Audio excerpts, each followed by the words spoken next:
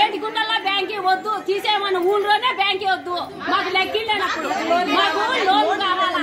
మేము అప్పులు ఉన్నప్పుడు అప్పులు తీసుకున్నా గానీ లోన్ వద్దనుకున్నా గానీ కావాలని సారాలు ఇచ్చినారు.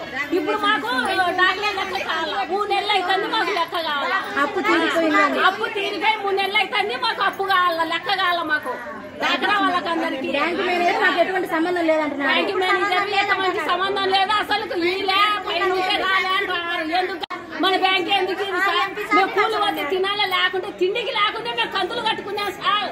మాకు ఎవరు ఇస్తారు ఇప్పుడు? 3 నెలలు అవుతుంది.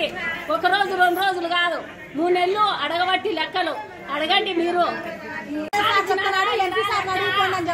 కదా మేము ఈడ బ్యాంకులో కట్టినది, మాకు ఈ బ్యాంకులోనే కావాలి. లేదంటే వద్దు, బ్యాంకులో